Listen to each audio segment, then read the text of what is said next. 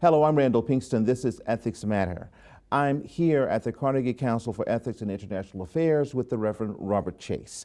Reverend Chase is the founding director of Intersections International, an organization dedicated to bringing people together nationally and internationally across lines of difference. It is important to note that after 10 years with Intersections, Reverend Chase is stepping away, and we're pleased to welcome him here to talk about what he has accomplished in those 10 years and perhaps what you intend to do next. Welcome, Reverend Chase. Thank you, Randall. It's an honor to be here. So let's begin at the beginning. Who had the idea for Intersections? How does it operate? What is its mission? So Intersections is an initiative, a permanent initiative of the Collegiate Church of New York. The Collegiate Church is the oldest corporation of any kind in North America. It dates back to 1628.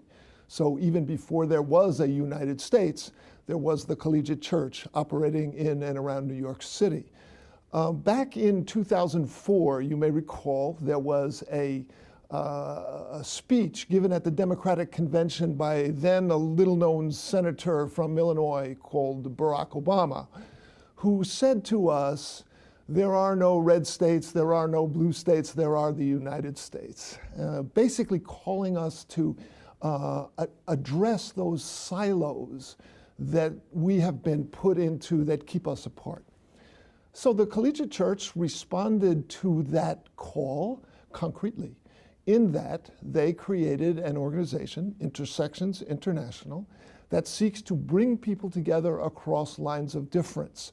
And so taking that challenge that then Senator Obama presented us with, Intersections has now been operating for 10 years. But stop just for a second, because I never knew that it was that speech that prompted the Collegiate Church to look into founding a new ministry.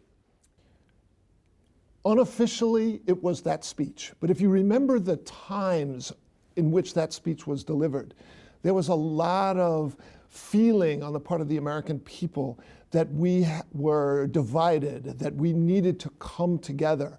So there isn't a direct cause and effect relationship between that speech and the development of Intersections, but Intersections was formed through a process. The leadership of the Collegiate Church, in a kind of prophetic view, were seeking to establish a way of doing ministry in urban America in the 21st century in a new way. And so they explored many, many options of what the form of that ministry should be. And the result was Intersections in about 2007.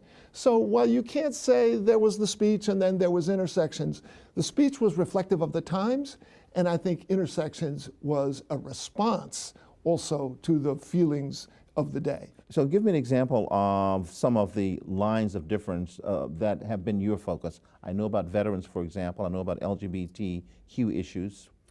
So when I was called to be the founding director of Intersections, part of my task was to concretize this mandate of bringing people together who differ. What does that mean? And how do we do that programmatically? What are the initiatives that we want to undertake that can in fact bring people together? And we went through a whole process. It was very interesting. We started very broadly. At one point, we actually had 44 different programmatic initiatives. At that time, we had a staff of about 8 people. So obviously, that was not workable.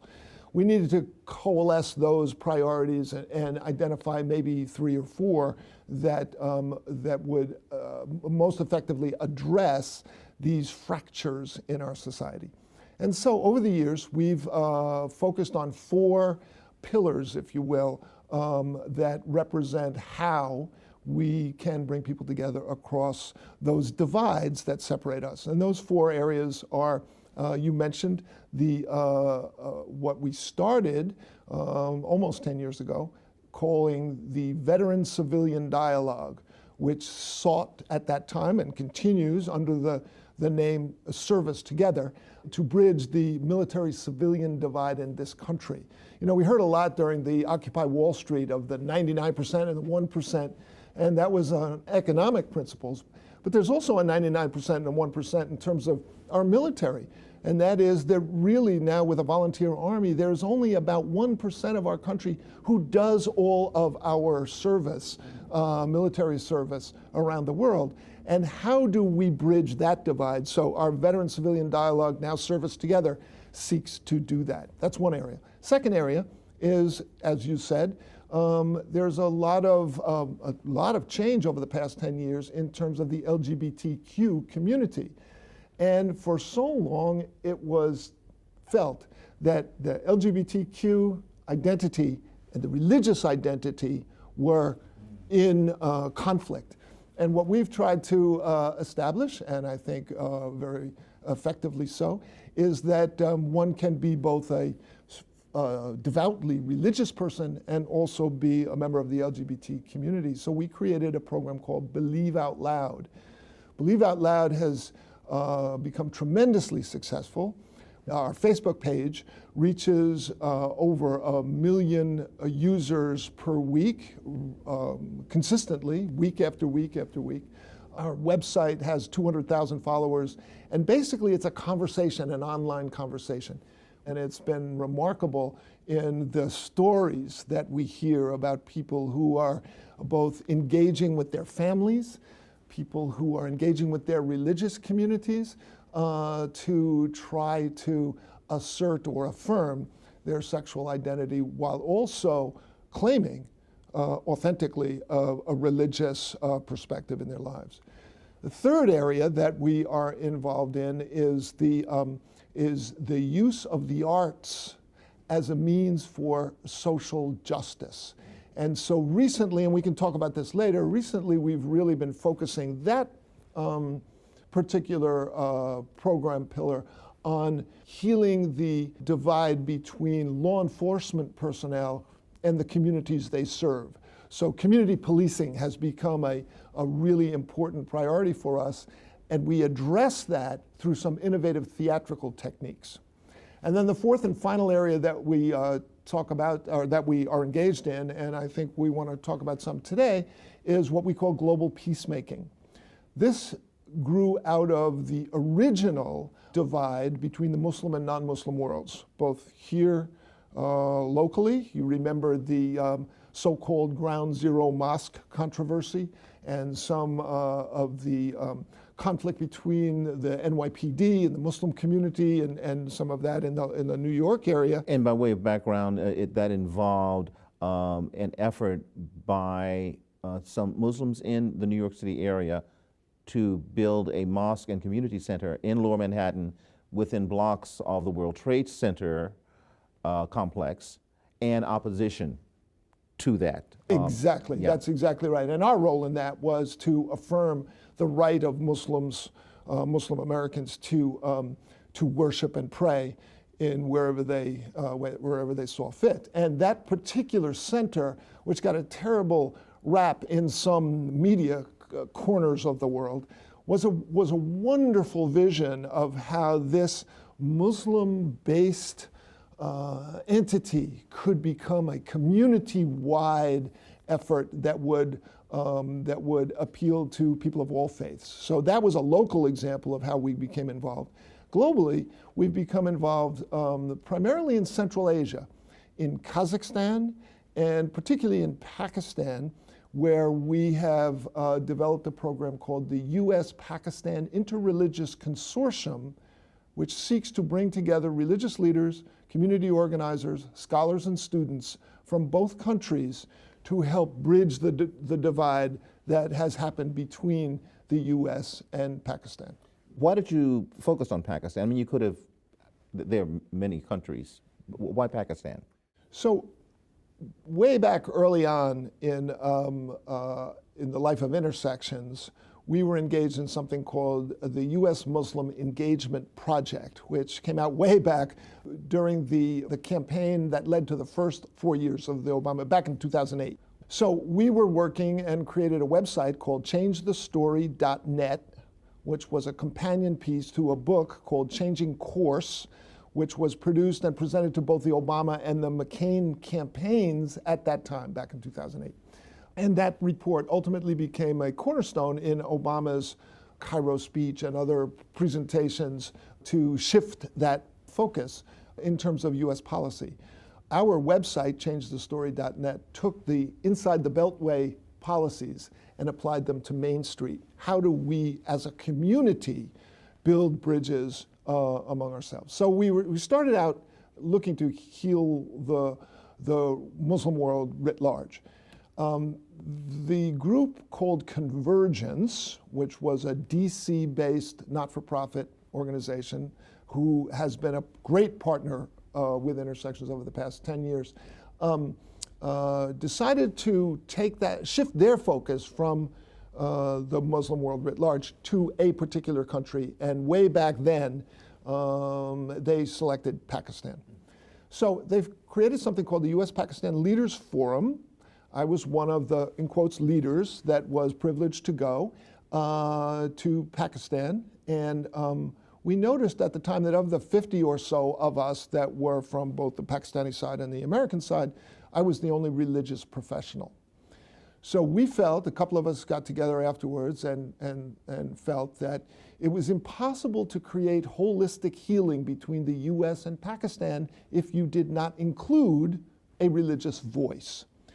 So Intersections took it upon itself to create the US-Pakistan Interreligious Consortium, bringing together these individuals who had a kind of ethical/religious base as their worldview from both the US and Pakistan to build relationships, alter stereotypes, and then to enact an action agenda that was developed by both US and Pakistani delegates in that regard.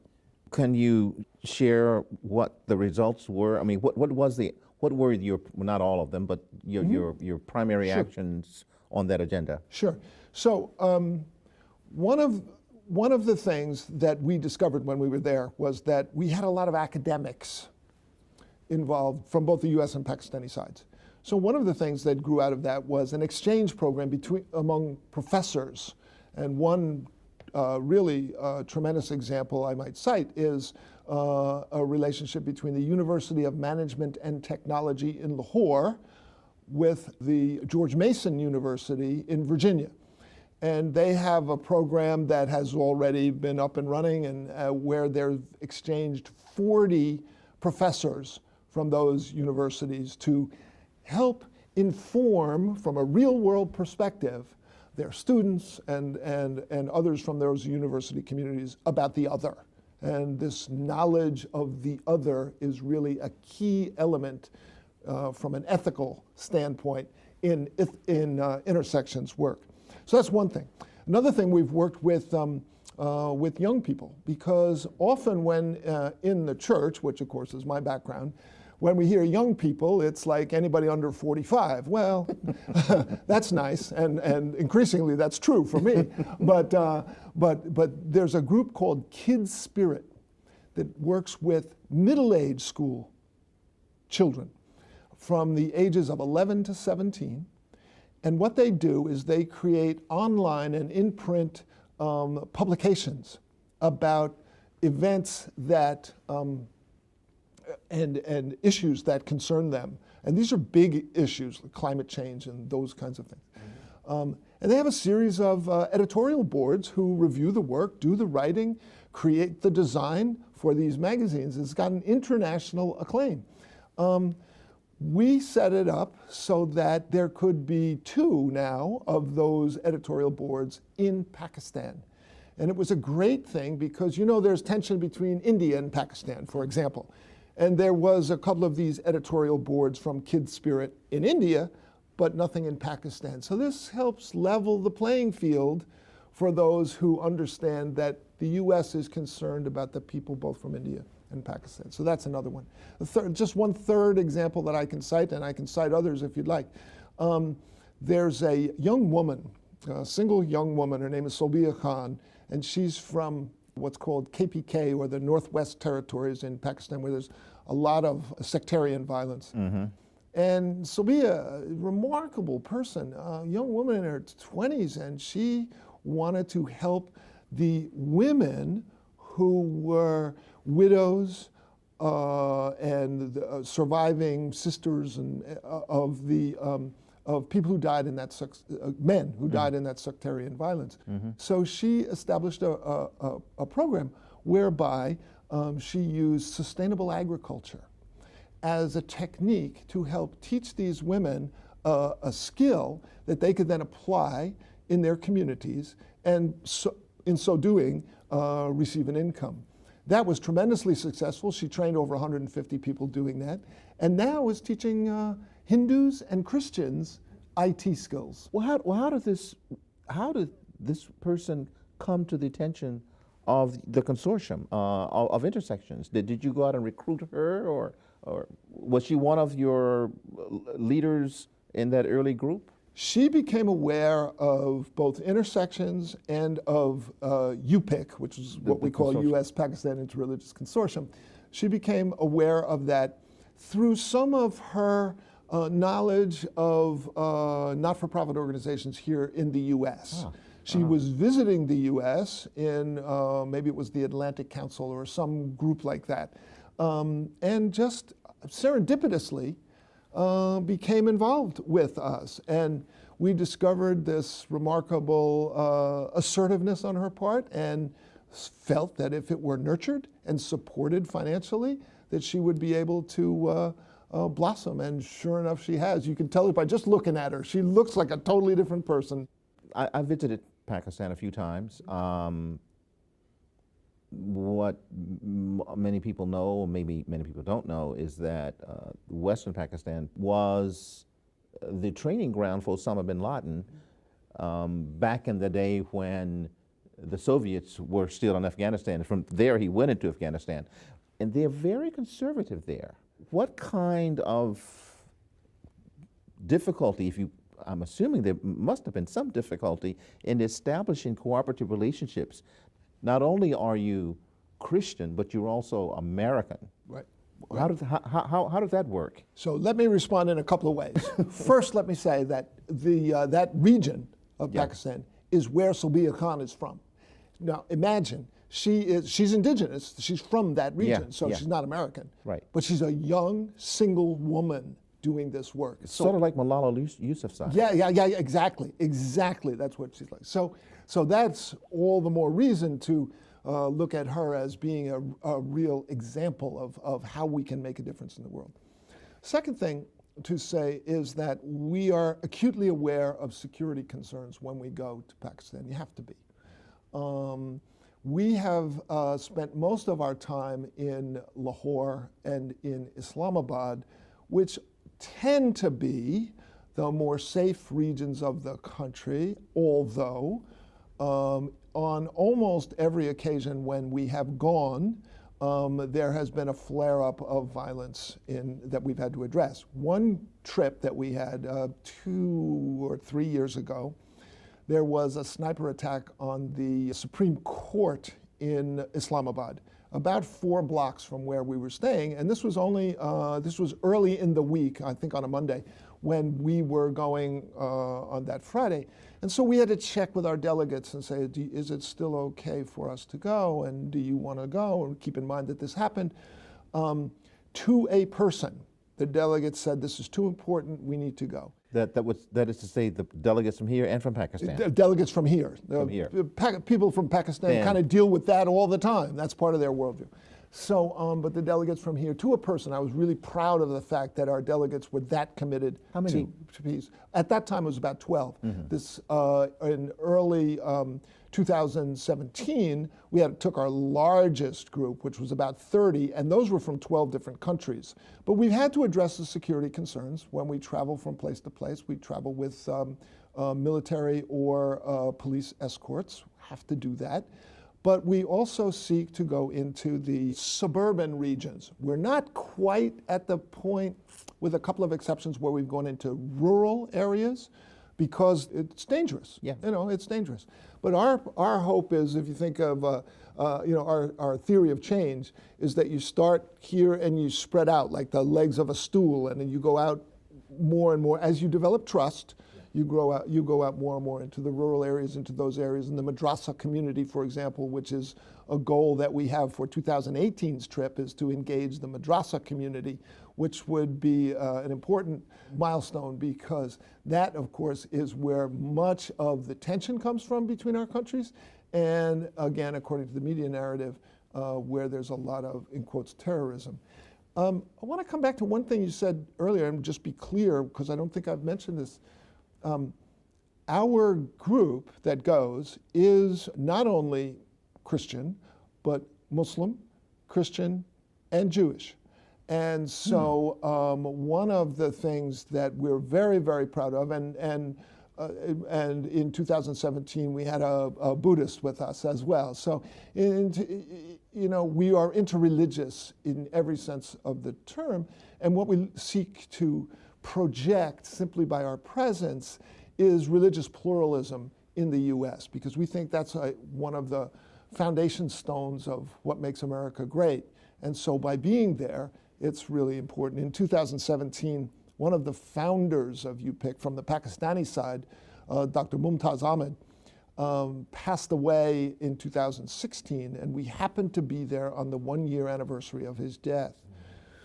In Pakistani culture, the 1-year anniversary of one's death is a very important opportunity for commemoration, celebration. And what we did was we went to his home community in a rural area and went to his graveside.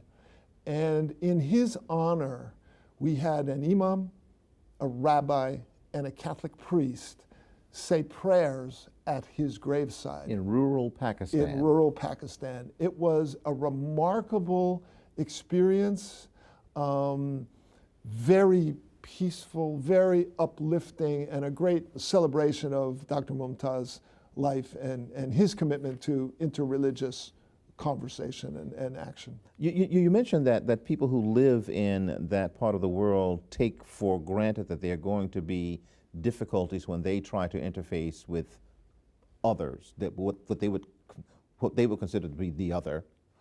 But I'm wondering if any of those people have actually had threats or been harassed or have faced real physical consequences of collaborating with intersections in the consortium. The way that this plays itself out is really interesting in my view. And let me cite a real quick story. The first time I went to Pakistan, very first occasion, I was in a room for about 200, mostly students, and asked the question, how many of you been to America? Of course, none had. What are your thoughts of America? And somebody from the back of the room put his hand up. This is my first trip to Pakistan, my first event at my first trip in Pakistan. So the first thing I heard from them is, he puts his hand up and he says, "You're all terrorists." All right? He said all of Americans are terrorists. So, and this then again gets to the ethics of what we try to be about at intersections, what makes us different. I had a choice at that moment, which was to say, well, no, we're not. Or I could say, well, tell me more. Why do you feel about that? So our approach when we go is to ask questions. And listen. And to listen, exactly. So there's another part to this story. So about 6 months later, I'm in central Iowa doing a kind of a workshop also, and did the same thing. How many of you have been to Pakistan? Of course, nobody had been to Pakistan. So what is your impression of Pakistan? First kid raises his hand and says, they're all terrorists. So you see the divide that we have. You see the ground that we have to make up, because neither of those narratives is accurate, and we have to address those. And that's what we try to do. And we try to do it, as you said, not by going over to Pakistan and telling them what they need to think about us, but by asking questions, by listening, by taking an interest in their lives, not by talking about how we pray or what our liturgies are, what our religious holidays are, but how does your ethical religious perspective impact the way you address electricity, in your community, or education, or child welfare, or that kind of thing. And you know, we really got our comeuppance at one point, because we were in one of our sessions, and one of our American delegates, well-known American religious leader, actually, and he said, you know, I'm getting really impatient. We need to start doing something. We need to be engaged in activity. And a Christian woman from Pakistan, because we also engaged the religious minorities in Pakistan when we go over there. But a Christian woman put her hand up and said, don't underestimate the power of simply continuing to meet. Because these gatherings that we're having here, where we're just talking, can be, in many of our communities, life-threatening. And that was a great thing for me to hear as an American religious leader, that this staying the course in our conversation, in our relationships, in our interactions, is so important for Pakistanis, because Americans get impatient, mistrust develops, and the pattern of U.S.-Pakistan relations is filled with fits and starts, and we're trying to address that. And with that, sir, I want to thank you for joining us on Ethics Matter, and good luck to you.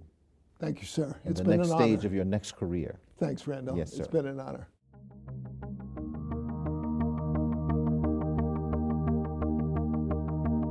For more on this program and other Carnegie Ethics Studio productions, visit carnegiecouncil.org. There you can find video highlights, transcripts, audio recordings, and other multimedia resources on global ethics. This program is made possible by the Carnegie Ethics Studio and viewers like you.